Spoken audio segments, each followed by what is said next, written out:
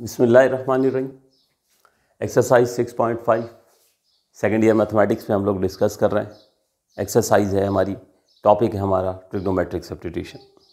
तो trigonometric substitution में हम लोग इस वक्त तक जितने भी क्वेश्चन डिस्कस कर चुके हैं उसमें आपने इनिशियली देखा कि जो केसेस थे वो 3 ही थे, ठीक है, 3 पॉसिबल सपोजिशंस थी। तो आपको जो है वो कहा गया कि कभी भी आपके पास जो है वो under root a square minus x square आ जाए, under root a square minus x square आ जाए तो उसकी क्या सपोजिशन होगी, एक्स स्क्वायर माइनस ए स्क्वायर आ जाए तो क्या सपोजिशन होगी। तो 3 पॉसिबल केसेस जो हैं वो हमने डिस्कस किए, ठीक है, जो इनिशियली आपको लिखवा चुका।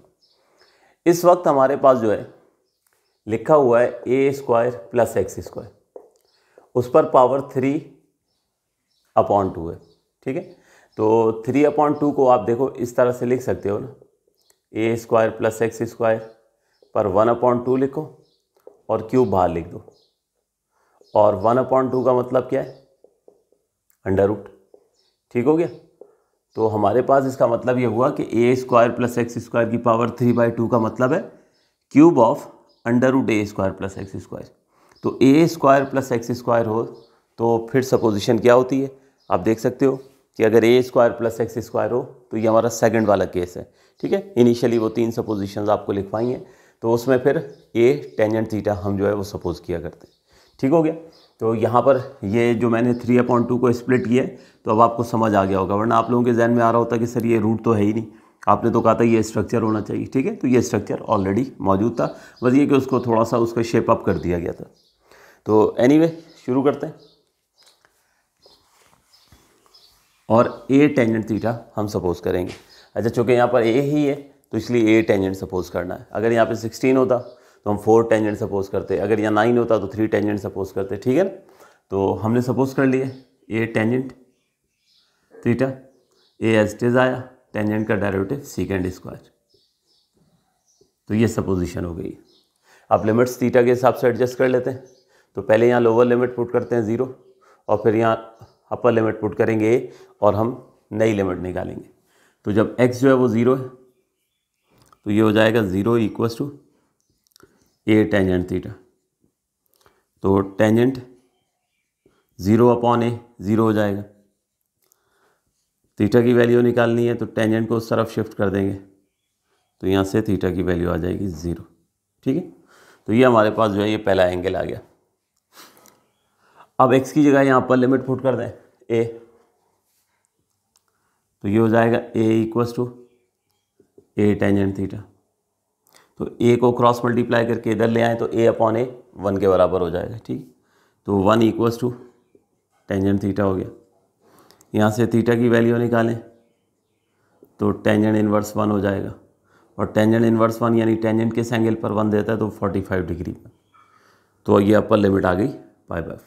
तो ये हमने नई लिमिट्स निकालनी है। पहले क्वेश्चन इंटीग्रेट हो रहा था 0 से a तक, अब होगा 0 से π/4 तक।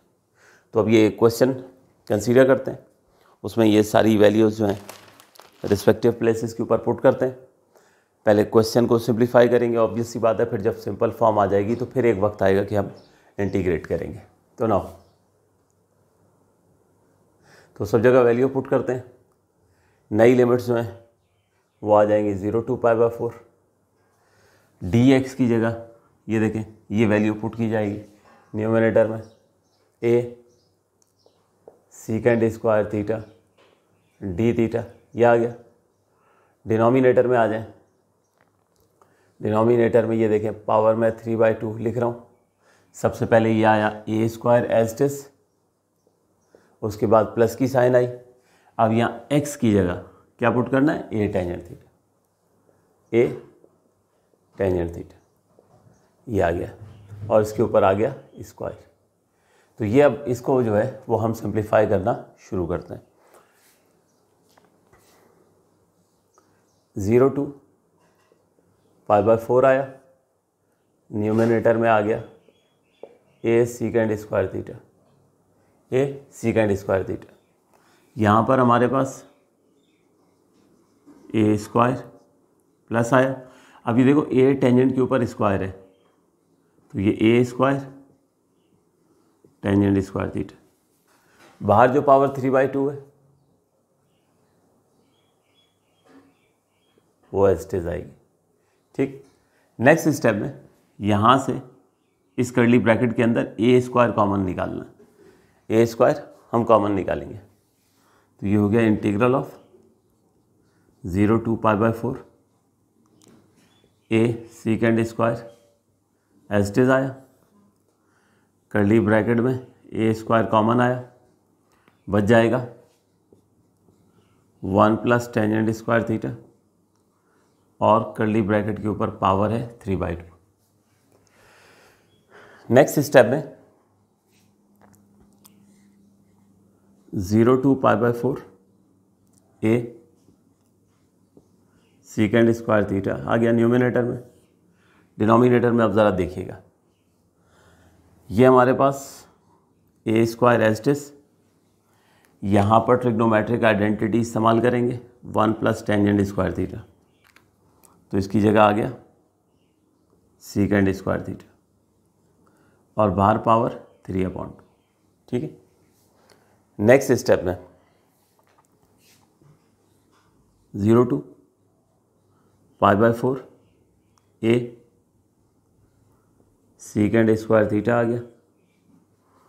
डिनोमिनेटर में आ जाए, देखो ए पर भी स्क्वायर और सीकेंड पर भी स्क्वायर है, तो इसे हम लिख सकते हैं ए सीकेंड थीटा का स्क्वायर और कर्ली ब्रैकेट के बाहर पावर है 3/2। अब अलजेब्रा का रूल आपको पता है। अलजेब्रा का रूल क्या है?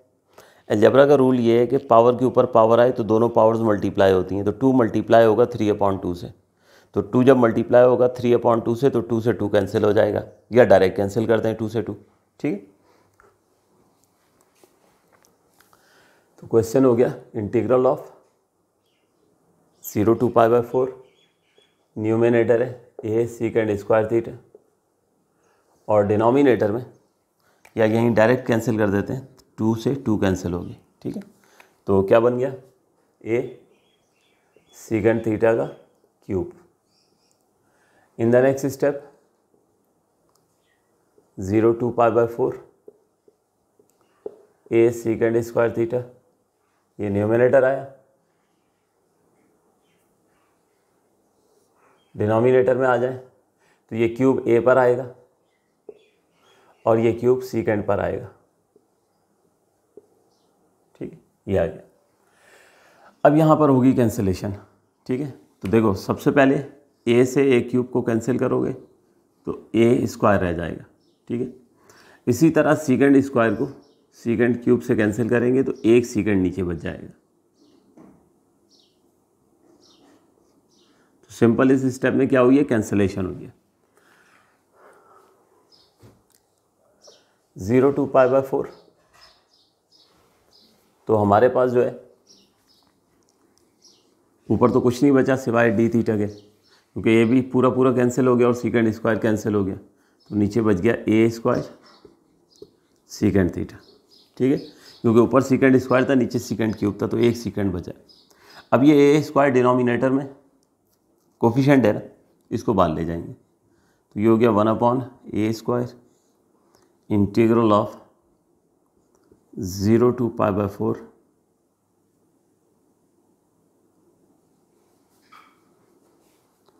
D theta upon secant theta.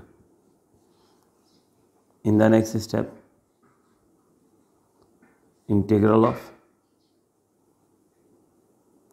0 to π/4 1/सीकेंड थीटा, ये होता है कॉस थीटा। तो ये लीजिए क्वेश्चन जो है वो फाइनली यूँ समझ लीजिए, ये पूरा क्वेश्चन सिंप्लीफाई होकर जो है वो इंटीग्रल ऑफ कॉस तक पहुंच गया। अब बस कॉस को इंटीग्रेट करना है और कॉस को इंटीग्रेट करके जो है वो हमने लिमिट्स जो है वो पुट कर देनी है। तो आप लोग नोट कीजिए, फिर आखिर के 2 स्टेप्स में वो हम लोग करते हैं।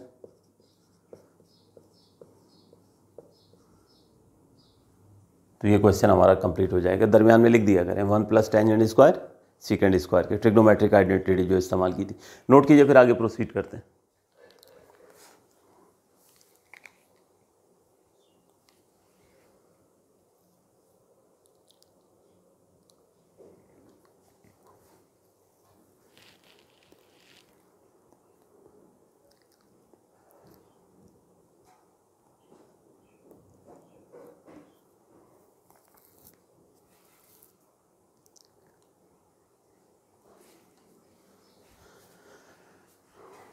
जी। तो स्टूडेंट्स फर्दर इसको प्रोसीड कर लेते हैं।